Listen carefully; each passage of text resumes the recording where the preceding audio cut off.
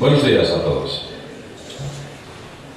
Nuevamente agradeceros que estéis aquí y bueno, pues el tema que nos trae hoy es una cuestión muy importante, tal vez la más importante. La economía, antes se decía que salud, dinero y amor. En realidad en estos momentos se debería decir, o han cambiado la cuestión a salud, dinero, dinero, dinero y amor.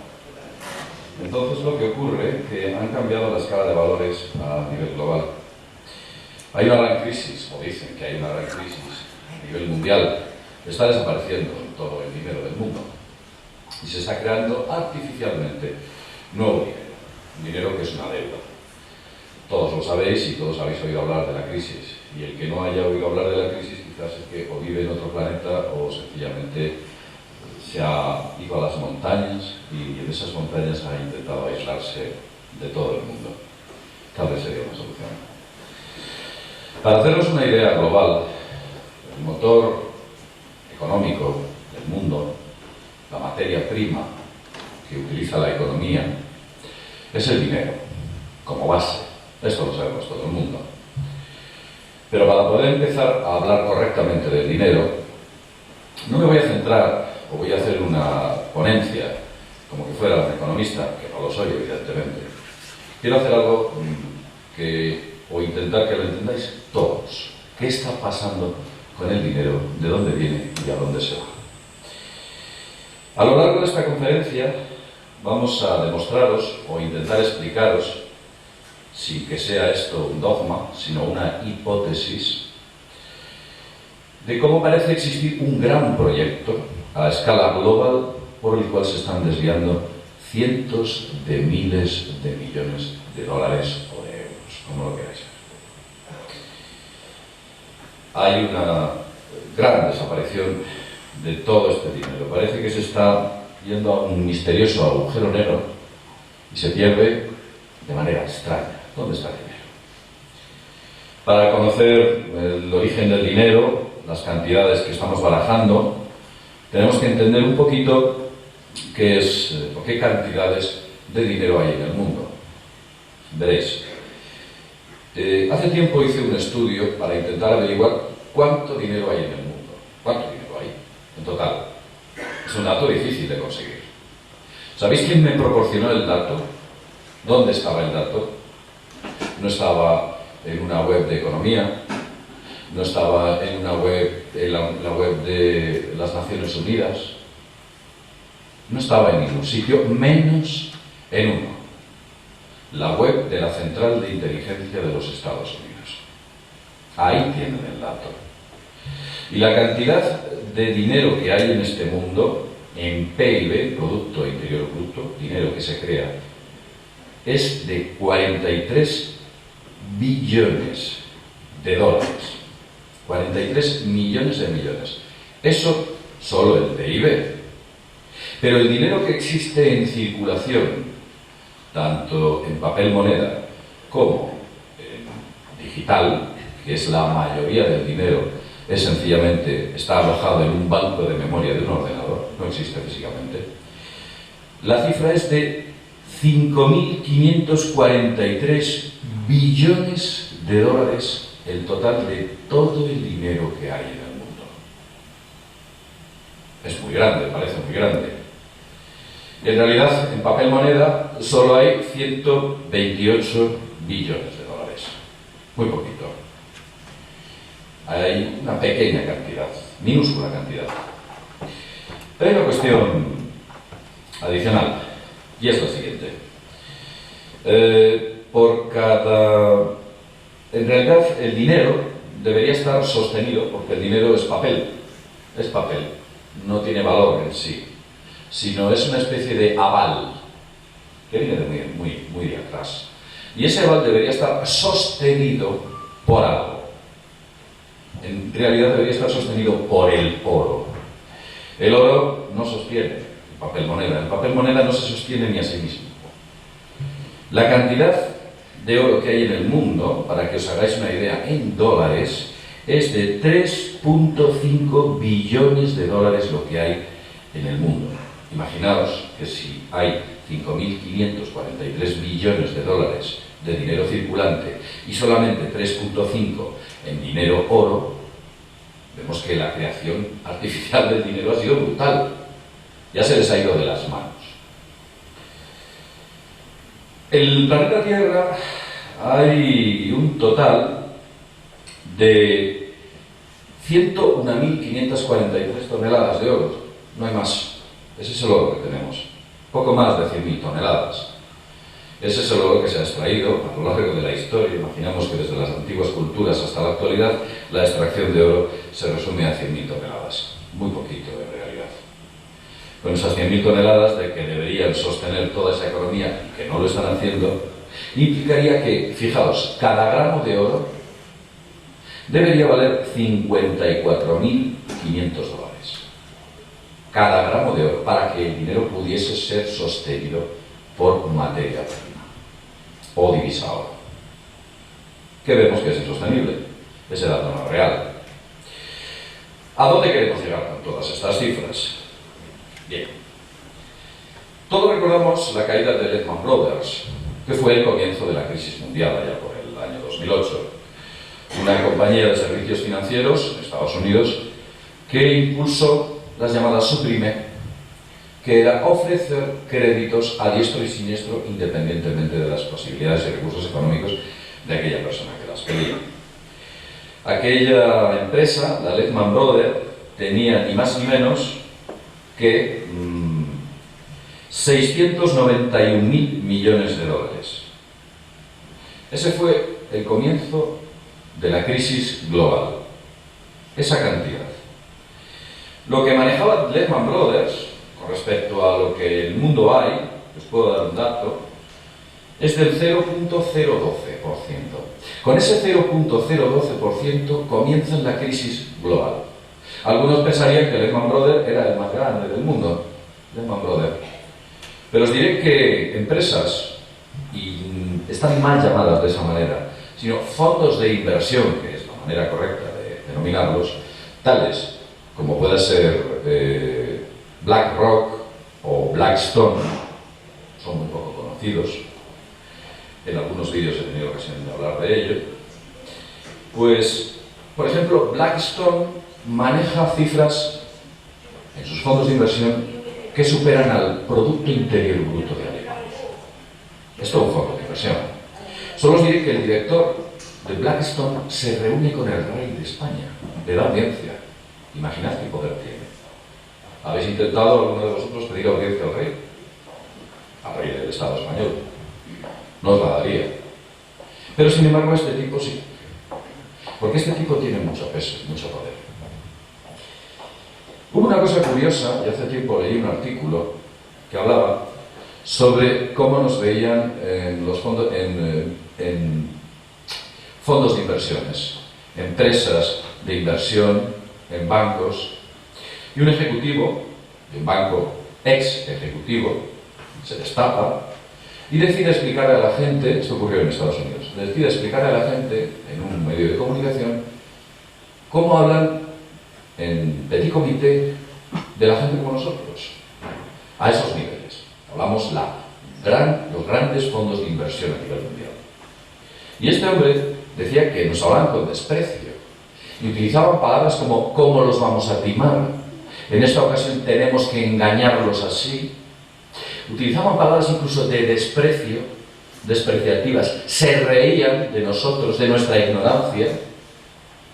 Para ellos era una especie de diversión, como que estuvieran en una especie de Olimpo del conocimiento y del dinero y nos veían a nosotros como estúpidos mortales que navegábamos en sus aguas. Eso es lo que comentaba este hombre. En realidad, la crisis de Lehman Brothers fue algo así como si alguien hubiese legalmente consentido durante muchos años haber entregado esas enormes cantidades de dinero a gente que no tenía, o personas, o entidades, o empresas que no tenían capacidad de solvencia. Estaban buscando algo, estaban creando una especie de burbuja, artificialmente, y ellos lo sabían, eran conscientes, y los estados también, concretamente Estados Unidos y la Unión Europea, eran conscientes de que este ciclo económico se estaba inflando de manera artificial, No pensemos que un buen día se levanta un ministro de Economía de Estados Unidos, de Estado español, de cualquier sitio, y dice: ¡hala, la que hemos preparado! No. Ellos sabían perfectamente qué es lo que iba a ocurrir. Estaban abonando el terreno para un crack que servía a unos poderes de los que vamos a hablar posteriormente. ¿Veis? La creación, o el primer crash importante en el occidente, se produjo en el año 1929. La crisis fue tremenda, entonces muchas familias se quedaron en bancarrota. Había gente que pedía créditos para invertir. Pedía créditos e invertía, porque la inversión le daba más capital que lo que esos intereses de los créditos le exigían. Se hacía una enorme burbuja, la gente no producía, ya casi no había bienes, sino se inflaba y se inflaban las empresas. Detrás de todo esto estaban una serie de personajes que se llamaban, un tipo muy desconocido que se llamaba Rockefeller, y un tal Morgan, J.P. Morgan, que fueron los que impulsaron la creación de la Reserva Federal en Estados Unidos, lo que podríamos denominar, sin serlo, el homólogo del BCE, del Banco Central Europeo, en el Estado, en Europa. Pues allí tenían su banco nacional, que era la Reserva Federal. Dato falso, porque ese banco, o esa Reserva Federal, es privado, con capital privado, pero que no tiene impuestos, no tiene ningún tipo de gravamen por la manejar el dinero, ya que cuando se creó esa Reserva Federal se aprovecharon unas circunstancias muy concretas para engañar a la gente y hacerles creer que con el nombre, haciendo evidentemente demagogia, con el nombre de Reserva Federal se escondía una entidad que sostenía el papel moneda. Todo falso. Y detrás evidentemente estaban los de siempre, esos dos nombres de los que he dicho antes. Curiosamente, y esto es un dato que mucha gente desconoce, vosotros os acordáis del Titanic. Titanic, a principios del siglo XX. El Titanic se hunde y en ese barco había 3 personas muy poderosas que estaban en contra de la creación de la Reserva Federal. El barco se hunde y los 3 se mueren. Y luz verde para la creación de la Reserva Federal. Concretamente se murió John Jacob Astor, de la poderosa familia Astor, propietarios del Empire State, entre otras cosas. Se murió Guggenheim, que sonará, una poderosa familia europea, de origen suizo-alemán, que tenían el monopolio del cobre, y se murió también Strauss, propietario de enormes cadenas de supermercados, hombres muy poderosos, y que estuvieron luchando de manera efectiva para la fundación y creación de la Reserva Federal. Muerto el perro, se acabó la rabia y consiguieron crear ese tipo de entidad. Además es curioso porque se habla sobre la cuestión del Titanic, hay una serie de teorías conspiranoicas, una palabra que no debería utilizar yo, pero cierto es que hay cosas muy extrañas en ese hundimiento de aquel barco, explosiones extrañas en las bodegas, una rara falta de visión por parte de los vigilantes que había en las cubiertas de aquel barco. Hubo cosas muy extrañas, incluso en salvar a los cuerpos o intentar rescatar a través del, creo que se llamaba el buque, el Carpathia, efectivamente. Todo ocurrió de manera muy extraña. Es como que una especie de poderosos magos negros hubiesen aplicado algún tipo de poderosa magia para acabar con estos 3 personajes. Se dice y se cuenta que tanto Jacob Astor, Guggenheim y Strauss se sentaron cuando el barco se estaba hundiendo, cediendo sus 3 plazas a la tercera clase, se sentaron en el gran salón que había en aquel barco y se fumaron cigarros mientras el barco se hundía. Esto es algo que nos refleja la película Titanic, evidentemente.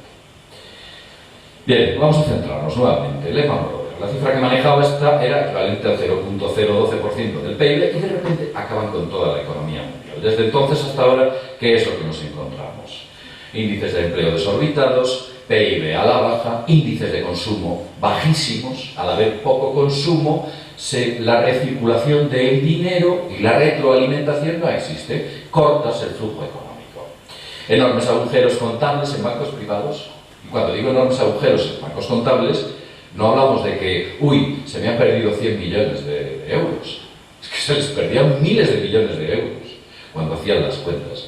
Cuando iban las entidades auditoras y auditaban a esos bancos, veían que las diferencias entre lo contabilizado y lo real eran absolutamente escandalosas y en algunos casos inmorales. Se destruyen todos los servicios sociales, dinamitan todos los servicios sociales, la seguridad social, la sanidad, acaban con miles de empleos dentro de lo que son esos servicios sociales, médicos, maestros, miradlo como queráis. La gente cuando habla de funcionarios siempre tiene en la mente la idea del funcionario que está en la taquilla y que me resulta un poco empalagoso. No, esos no son los funcionarios. Esa es la idea que quieren que tengamos en nuestra cabeza. Un funcionario es alguien que en teoría te tiene que dar a ti un servicio. Y te lo da gente de esta naturaleza. Pero continuemos. Nuevos impuestos, constantemente están metiendo nuevos impuestos a los existentes. Los suben de manera desmesurada. ¿No creéis que esta gente cuando te mete un impuesto, por ejemplo, se ha metido recientemente un impuesto a los premios de las loterías del Estado español?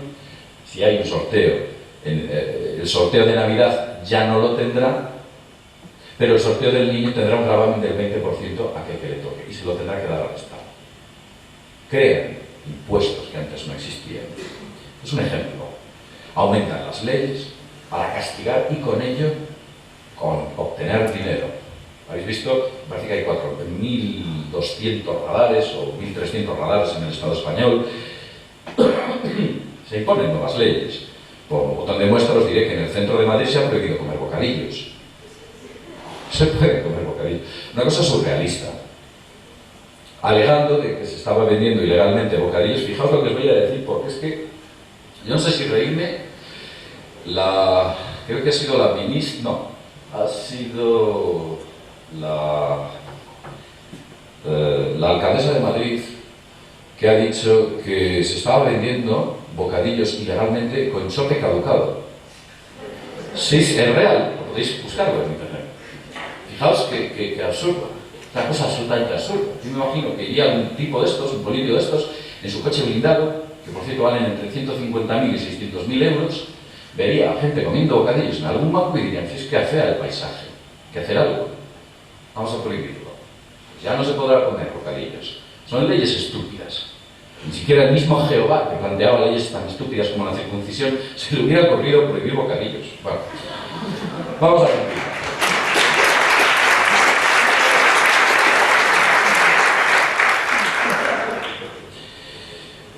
Han destruido también el tejido laboral. Uno de los motores más importantes del país es el tejido laboral, de todos los países en general. Los derechos históricos que tenían los trabajadores, a todos los niveles, sus convenios, sus acuerdos estatales, se han ido a pique, alegando, evidentemente, la crisis, que es una especie de vamos a tener redes y todos a cruzar. Yo trabajo en una empresa que sus mejores momentos están viviéndolos ahora. Donde estoy yo estamos hasta aquí de trabajo. Y sin embargo, aprovechando eso, están tendiendo redes y exigiéndonos recortes a todos los niveles. Quieren hacer lo que se llama trabajos low cost, a bajo coste, baratitos. ¿Por qué vamos a pagarles tanto si es el momento adecuado para quitarles el dinero? Con lo cual, vemos que en realidad lo que ocurre, esa recirculación se convierte en una espiral que hace cada vez más pequeña la economía. Cualquier forma de rescate que nos impongan va a ser absurda o ridícula. No se va a poder. Esto es sencillamente irrescatable. Vamos a ver. Las materias primas son muy importantes para el desarrollo de la industria y para incluso el movimiento del país. Pues la subida de los hidrocarburos ha sido totalmente desmesurada.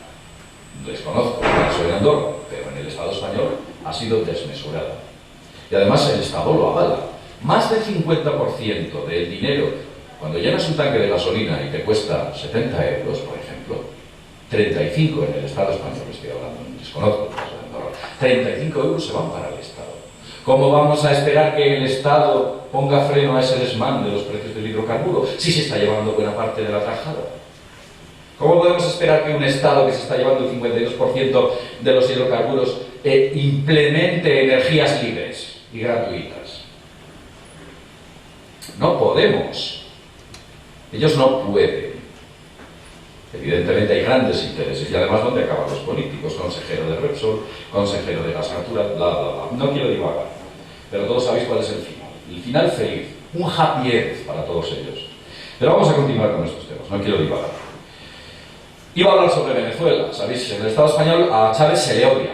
Es una especie de ogro, rec, odiado, vilipendiado, un tipo absolutamente despreciable, que les parece mentira cómo puede conseguir 10 puntos a sacar de las próximas elecciones. Ha dejado a Capriles, pues no sé, como invisible. Y hay observadores internacionales que han constatado que esas elecciones no han sido fraudulentas. Algo ha tenido que hacer para sacar 10 puntos a Capriles. ¿Qué ha hecho para que en el Estado español se le odie? Nacionalizar una de las principales refinerías del país, que era de la compañía Repsol, que Repsol forma parte del grupo del Banco de Santander, que a su vez forma parte de gran parte de los demás media, que son propiedad del propio banco, recirculando el problema a través del Banco de Bilbao y el resto de grandes medios de comunicación. Con lo cual es el gran negocio. ¿Qué hace este hombre dinamitándonos el negocio? Pues a por él, mediáticamente. Y como todos los medios de comunicación han cerrado filas, es un ogro. Una de las leyes, puedo poner un ejemplo. Y es que ya al final hay que mojarse y decir las cosas como son. Y el que no quiera escuchar ni ver, que no escuche ni vea. Pero lo cierto...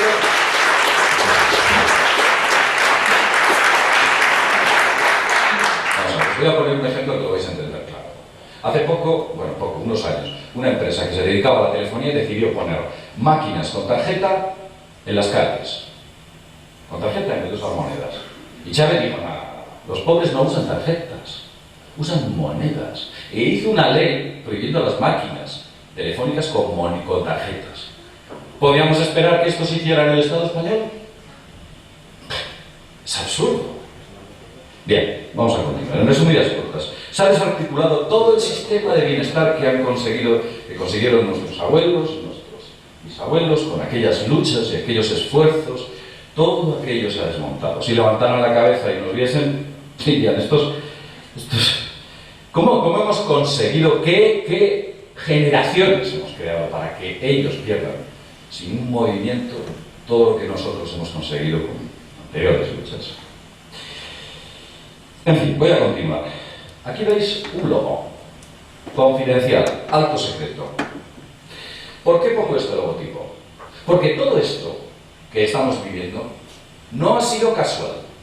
Estaba perfectamente planificado y estructurado en una agenda secreta que ellos conocen bien. Igual que dicen, decía el Talmud, que ni una brizna de hierba crece sin que Jehová lo sepa, pues ni uno de los acontecimientos que está ocurriendo en la economía occidental sucede sin que poderosos hombres lo hayan previsto. Lo mismo. Y tienen su agenda secreta. Ellos utilizan poderosos ordenadores con los que simulan todo este tipo de cuestiones. ¿Qué pasa si invadimos Irak? ¿Qué sucede si hundimos un banco? ¿Qué sucede si hacemos aquel movimiento? Derrocamos a un presidente, ponemos este otro. Ellos lo hacen. Los mayores ordenadores se utilizan para 3 cosas. Los utiliza la NASA, el cálculo orbital, entre otras cosas, por ejemplo. También los utiliza la meteorología. Los complejos cálculos meteorológicos requieren un montón de variables y una especie de complejos cálculos abstractos. Los mejores ordenadores. ¿Y quién más utiliza los grandes ordenadores? Los grandes fondos de inversión. Ellos utilizan ese tipo de ordenadores. Créeme si os digo que los amortizan, ¿eh? O sea, están haciendo una inversión no para nada. Pues ellos simulan todo este tipo de cuestiones con esos ordenadores. Veréis, detrás de todo esto hay una organización muy poco conocida, el CFR, el Council for India, el Consejo de Relaciones Exteriores.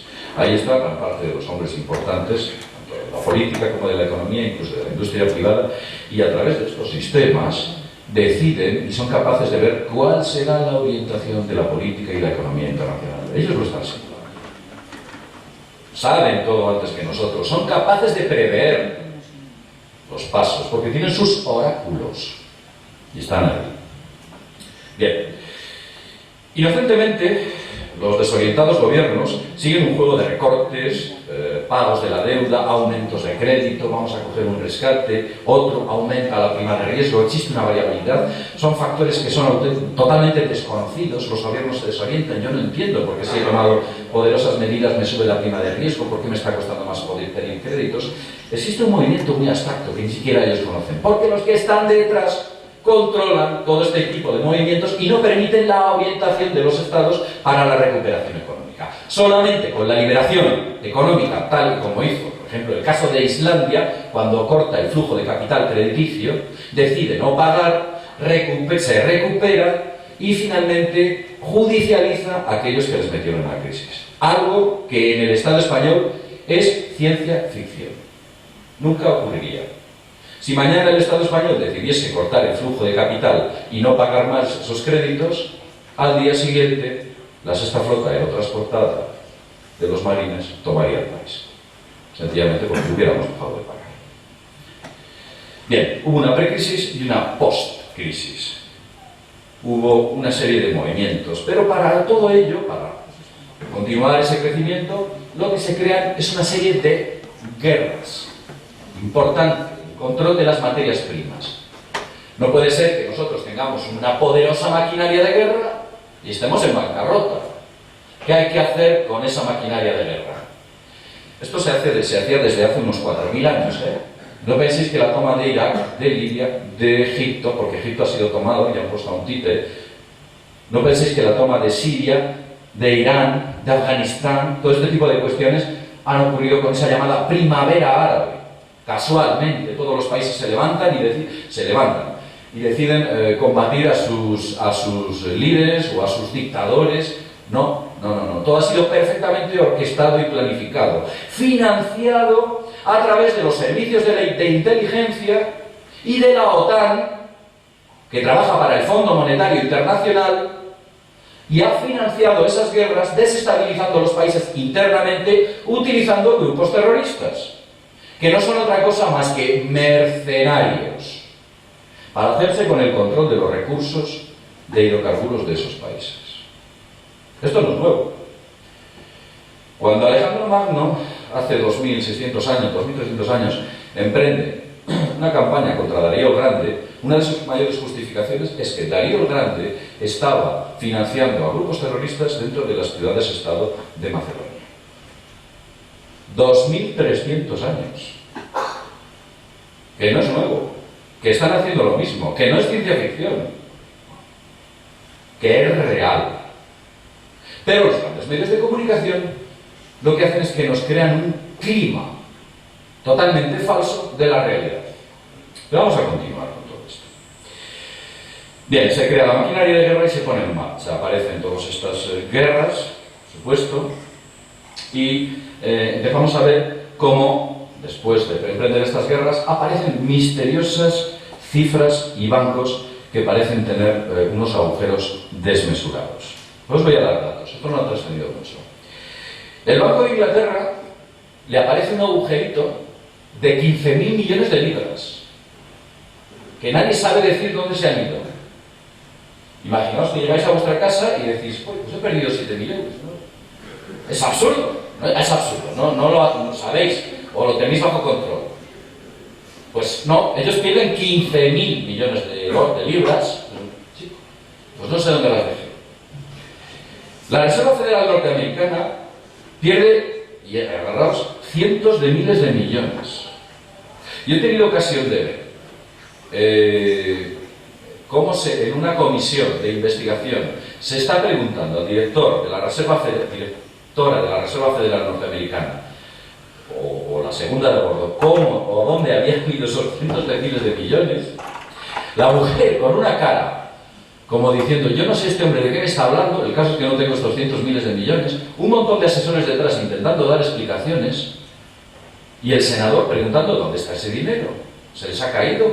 ¿Se ha ido a otra dimensión? Estas cosas no desaparecen de la noche a la mañana. Aquí, Bankia, 24 horas antes de su bancarrota, dice que tiene unos beneficios de 30.000 millones. Una cosa tremenda. Hay una auditoría y al día siguiente tiene unas pérdidas de otros 30.000, 15.000... Bueno, en resumidas cuentas, entre lo contabilizado y lo expuesto, 60.000 millones. En 24 horas.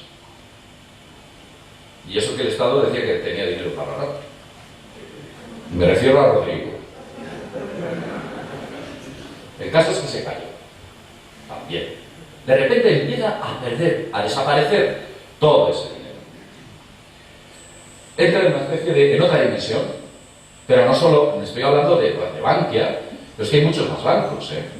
En el Estado español, gran parte de la banca tiene unos agujeros tremendos que están siendo auditados.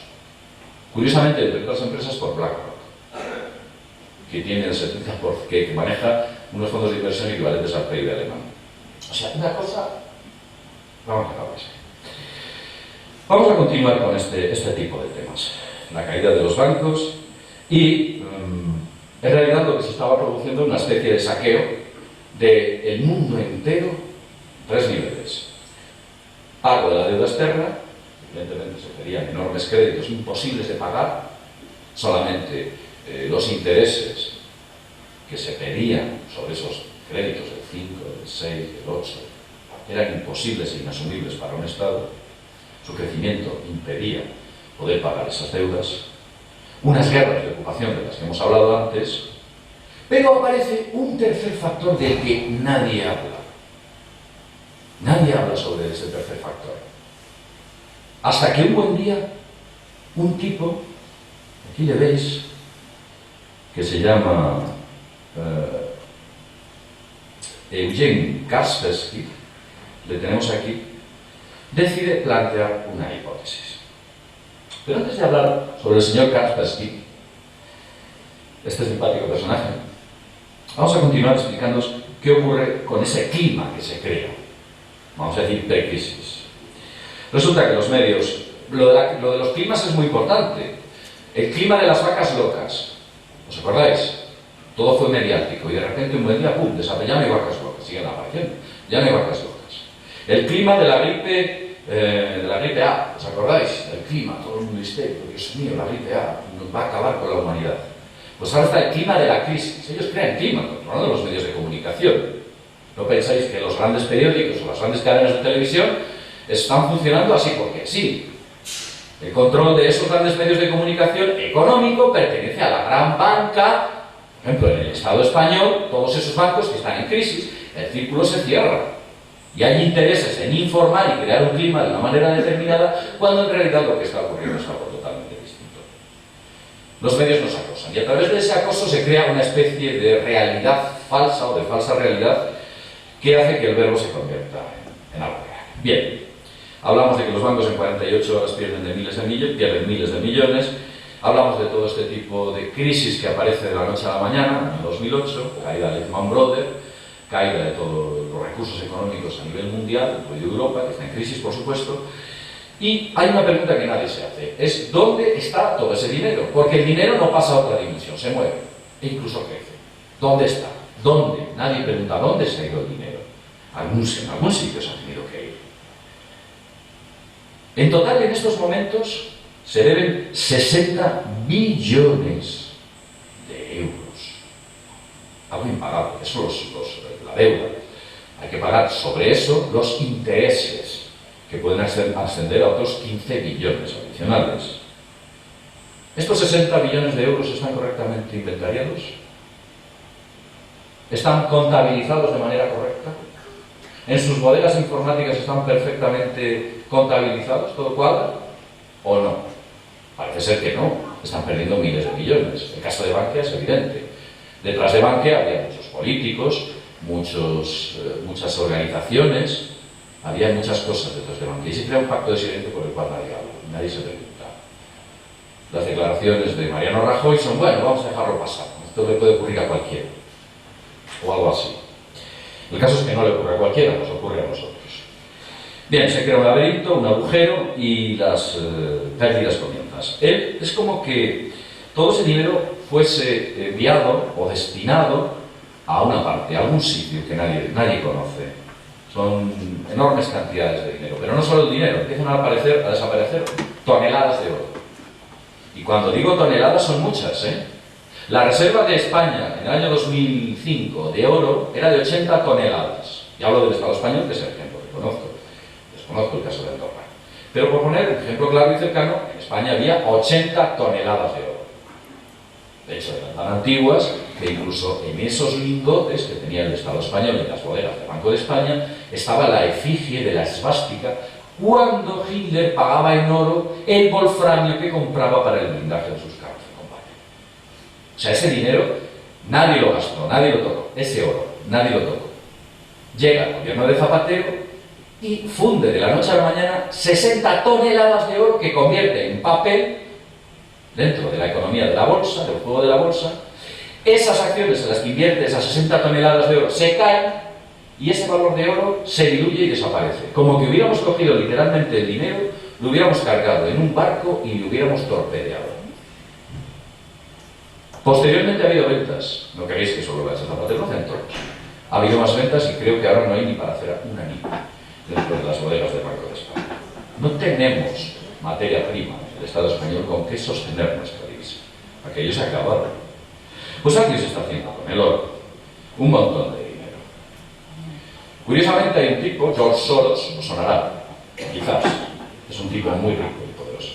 Está haciendo enorme acopio de oro. 60 toneladas lleva compradas de oro el señor Soros. El valor del oro se ha triplicado, creo triplicado o duplicado el valor en los últimos años. Se ha disparado. Fijaos el nombre, Soros. Y compra oro. Botín.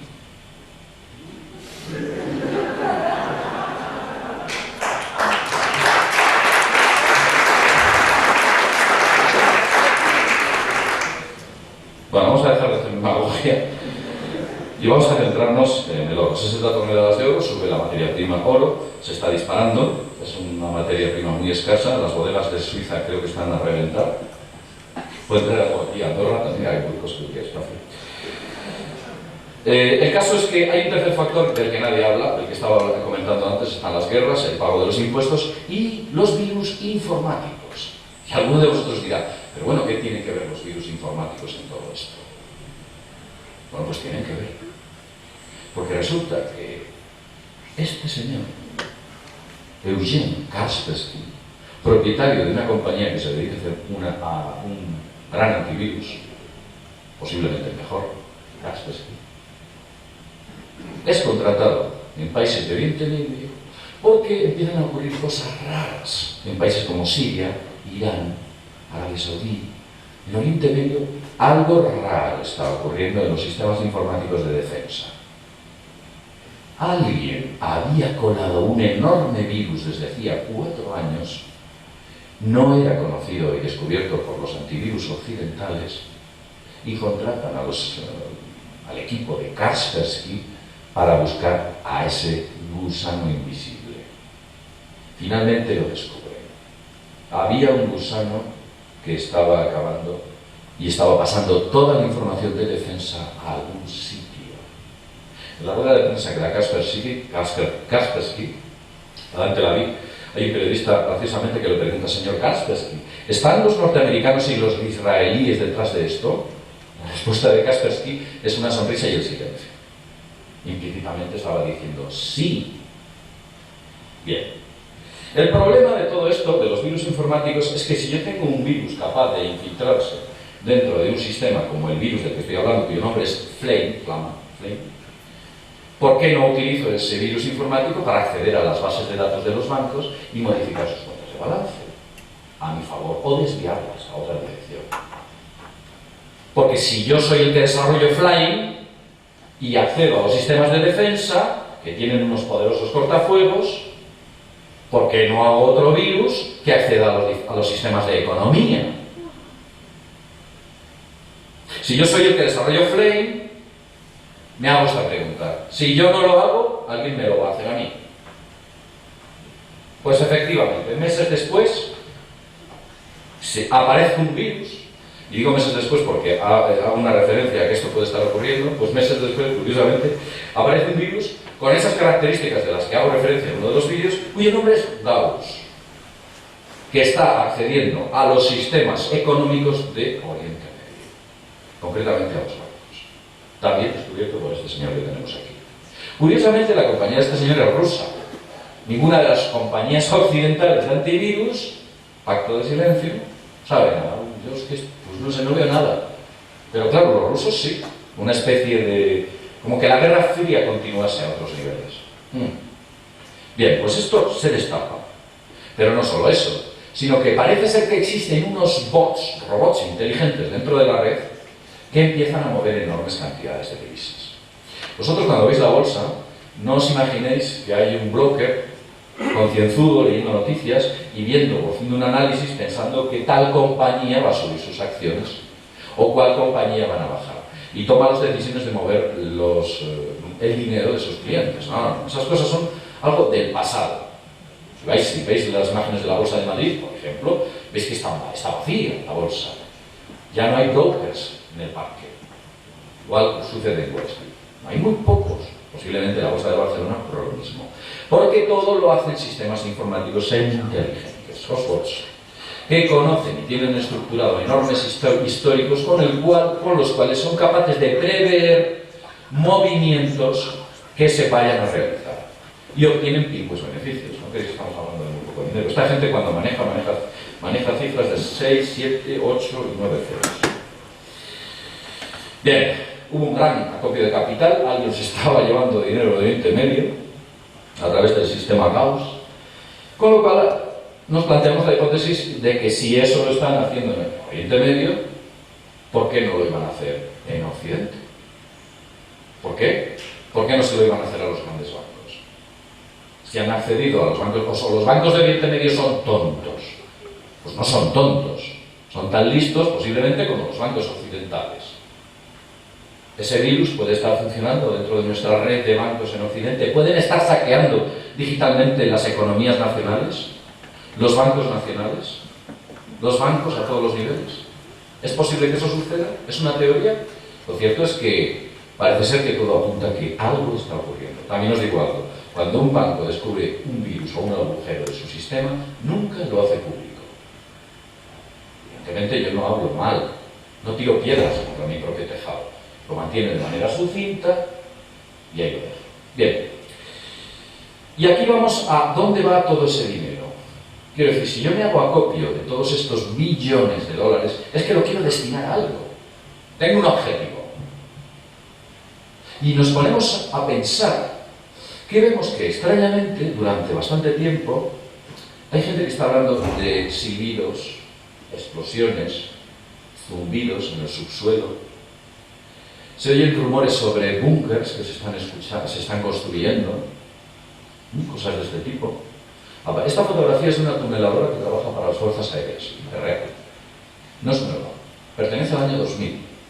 Las tuneladoras se alquilan. Me parece que las hace una empresa alemana, principalmente, las tuneladoras. Bueno, esta es propiedad. Y cuando alguien compra una tuneladora en propiedad, es que va a hacer muchos túneles.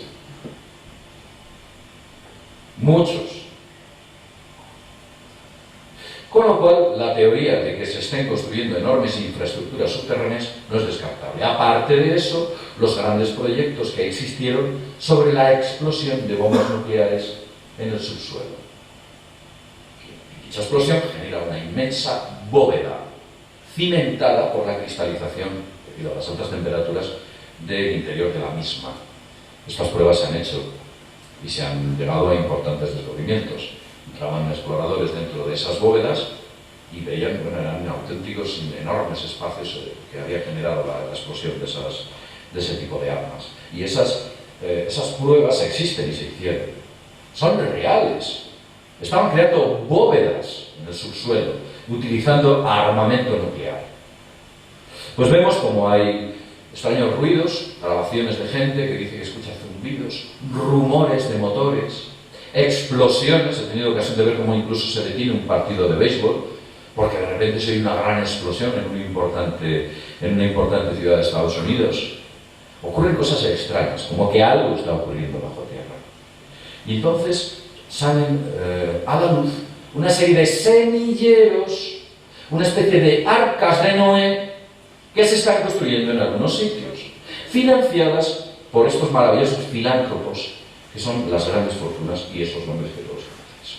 Bueno, Con lo cual, parece ser que alguien está construyendo importantes infraestructuras subterráneas y se está financiando a través de este tipo de economía, o esta forma de saqueo. No pensemos que es nuevo. Antes, hace miles de años, se hacía de otra manera. Lo único que cambian son los métodos, pero los objetivos y las técnicas son las mismas. Hay declaraciones. Por ejemplo, Jesse Ventura hace unas declaraciones sobre un enorme plan de construcciones de túneles, que tiene acceso a través de un chivatazo de una serie de agentes, quienes le cuentan que efectivamente todo esto se está llevando a cabo. Phil Snyder habla sobre los múltiples subniveles que existen, por ejemplo, en el aeropuerto de Denver, un misterioso sitio del cual he hablado en alguna ocasión, un aeropuerto del cual se extrajo enormes cantidades de arena, muchas más de las que hubieran sido necesarias para construir esos dos supuestos subniveles. Phil Snyder afirmaba que tenían como poco 15. Se habla también, Phil Snyder trabajó en Área 51, era un geólogo bastante preparado. Fue contratado para hacer prospecciones en Área 51 para sus ampliaciones, donde sufrió un desafortunado incidente. No voy a entrar en los detalles del incidente. El señor Snyder da una rueda de prensa, explica todo este tipo de cuestiones. En un momento dado de la rueda de prensa se desabrocha la camisa y muestra una enorme cicatriz que tiene debido a ese problema que le surgió en aquellas prospecciones que estaban efectuando en Área 51, y 2 semanas después aparece misteriosamente suicidado en una habitación de su hotel. La única conferencia que dio Snyder, un geólogo. Por cierto, yo he tenido ocasión de ver la conferencia y a mí ese tipo me da bastante verosimilitud. Pero continuemos. Por ejemplo, Bill Deagle también confirma todas las hipótesis del señor Snyder sobre la red de construcción de túneles y la red de trenes magnéticos hipersónicos. Dicen que no solo están, o hay una enorme infraestructura de ciudades subterráneas, de bases subterráneas, sino que entre ellos hay una intrincada red de túneles, de trenes que van a velocidades hipersónicas. Richard Sauder es un inventor de un sistema de tuneladora de fusión desarrollado aparentemente en USA. Esta tuneladora de fusión se desarrolló a principios del siglo XX, no pensemos que es nuevo. Era subsónica, pero vemos como esos desarrollos estaban muy avanzados. Muy avanzados. También las instalaciones de Northrop, la base que hay en Estados Unidos, la base militar, se descubre que existen muchos subniveles. Nada menos que 42 subniveles. Vosotros miráis a un edificio que tiene 42 alturas, 42 plantas, y es alto. Pues imaginad eso en el subsuelo. Como poco, 42 niveles. Extrañas declaraciones de la base S4, efectuadas por algunas personas, incluso científicos. En Roy Patterson ocurre exactamente lo mismo. Parece ser que hay una especie de teoría o hipótesis o indicios de que efectivamente se está haciendo enormes construcciones en el subsuelo. Evidentemente, para llevar a cabo ese gran proyecto hace falta el acopio de una enorme cantidad de divisas. Y al final, ¿qué tenemos? Crisis mundial, primero. Después, capitalización de un proyecto. Ya tienen, han hecho la crisis, han adelgazado la vaca y ese dinero lo han destinado para un proyecto. Y empiezan a aparecer la idea de la red de túneles, búnkers, hay fotografías de ellos. Y en cuarto, hay un acopio del oro. Están haciéndose con todo el oro, como he dicho antes. ¿Sabéis? Si hubiese una especie de posapocalipsis, una especie de guerra, una especie de cataclismo a nivel mundial, ¿creéis que el papel moneda tendría valor? ¿Qué tendría valor? El oro. Pues están haciendo acopio de todo el oro. El papel moneda no valdría ni siquiera su peso en papel. Alguien parece ser que está efectuando un gran proyecto global para salvaguardar parte de la humanidad, sus elegidos. No penséis que aquí hay alguna... No somos ninguno de nosotros, por lo menos la parte que me toca. Bien, ¿quién estaría informado de todo este proyecto? Ya para acabar, no quiero hacer demasiado largo las ponencias. ¿Quién estaría informado? Pues estaría informado algunos políticos, los más importantes. Estarían informados importantes financieros, la industria y la tecnología al más alto nivel. Estarían informados los militares y los grandes medios de comunicación, sus cúpulas, para crear silencio con respecto. Y también habría científicos. A ver, os voy a hacer una pregunta. ¿Dónde se reúnen anualmente políticos, financieros, la industria, la tecnología, militares, más media y científicos al más alto nivel? ¿Qué grupo es? El Club Bilderberg, encabezado por la más alta cabeza económica mundial, que es Dave Rockefeller, señor. El Club Bilderberg. Y se repiten los nombres, y nadie sabe de qué están hablando. Hay teorías, hipótesis, especulaciones, se han escrito libros, pero en realidad no hemos tenido ocasión de ver un acta firmada y tampoco hemos tenido ocasión de ver a alguno de estos tipos de los que he hablado contando qué es lo que dentro se dice. El secreto es total.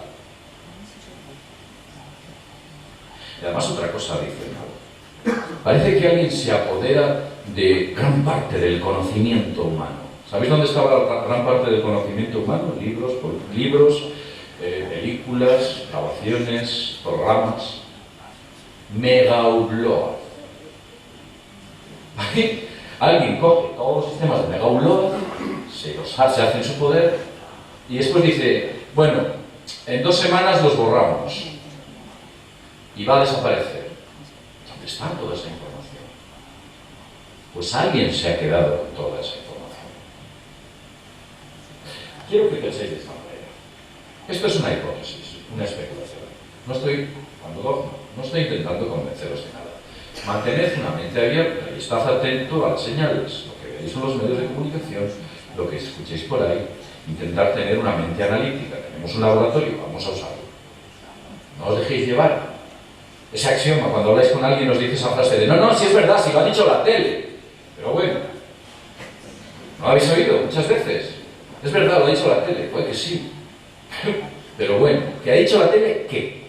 No, tenemos que ser analíticos. Igual que la tele os dice, coged, dejadlo ahí en stand-by y ya veremos a ver.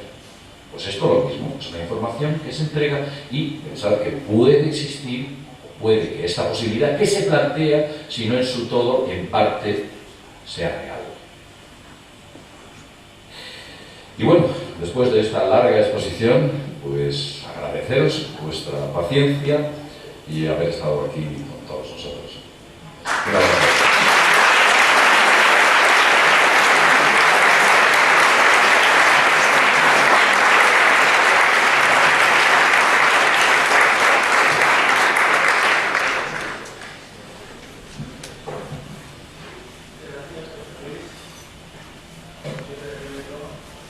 Cuántas cosas hay que suceden en el mundo y no nos enteramos. Ahora vamos a proceder a hacer el concurso. Sabemos quién o quiénes son los ganadores. Necesita